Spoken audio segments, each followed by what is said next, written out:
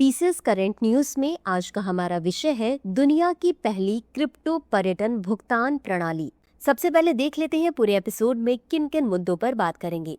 सबसे पहले जानेंगे चर्चा में क्यों है, फिर जानेंगे नई क्रिप्टो भुगतान प्रणाली के बारे में, साथ ही जानेंगे भूटान के बारे में और अंत में देखेंगे एक अभ्यास प्रश्न को। तो चलिए शुरुआत करते हैं। हालिया खबरों के अनुसार भूटान ने बिनेंस पे और डीके बैंक के साथ साझेदारी में दुनिया की पहली राष्ट्रीय क्रिप्टो करेंसी पर्यटन भुगतान प्रणाली शुरू की है।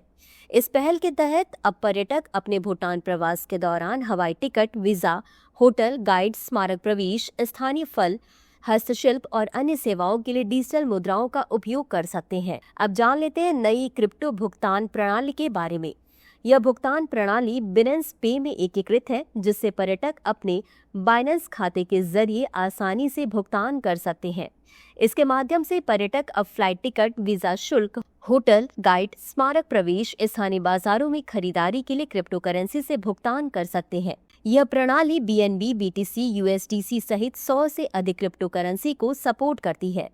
इस प्रणाली का उपयोग भुगतान बिनेंस ऐप के डायनामिक या स्टैटिक क्यूआर कोड को स्कैन करके किया जाता है, जो डीके बैंक के माध्यम से तुरंत भूटानी मुद्रा में बदल जाता है। इस प्रणाली में कोई अतिरिक्त गैस फीस नहीं होती है और पारंपरिक भुगतान की तुलना में शुल्क काफी कम है। इस प्रणाली में सभी लेन देन तुरंत और सुरक्षित तरीके से कंफर्म होते हैं, जिससे पारदर्शिता और सुरक्षा सुनिश्चित होती है। अब जान लेते हैं भूटान के बारे में। यह भारत एवं चीन के मध्य स्थित भूमि आवृत देश है, जिसे किंगडम ऑफ भूटान कहा जाता है। इसकी राजधानी थिम्पू है। वर्ष 2008 में लोकतांत्रिक चुनाव के बाद यह एक संसदीय राजतंत्र बन गया और इसके राजा राज्य के प्रमुख हैं।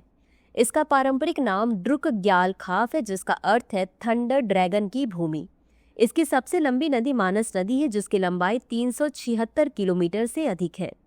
बता दें कि यह नदी दक्षिणी भूटान और भारत के मध्य हिमालय की तलहटी में बहती है। इसकी सीमाएं दो देशों से मिलती हैं, भारत और तिब्बत, जो चीन का स्वायत्त क्षेत्र है। इसी के साथ अंत में देख लेते हैं आज के अभ्यास प्रश्न को। भूटान की हालिया क्रिप्टो भुगतान प्रणाली के संदर्भ में निम्नलिखित कथनों पर विचार करें। 1.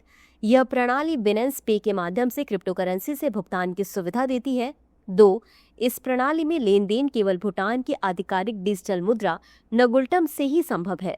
उपर्युक्त में से कौन सा या कौन से कथन सही है या सही है? ए केवल 1, बी केवल 2, सी 1 और 2 दोनों, डी ना तो 1 और ना ही 2। इस प्रश्न का उत्तर कमेंट बॉक्स में जरूर दें। अभी के लिए बस इतना ही। धन्यवाद।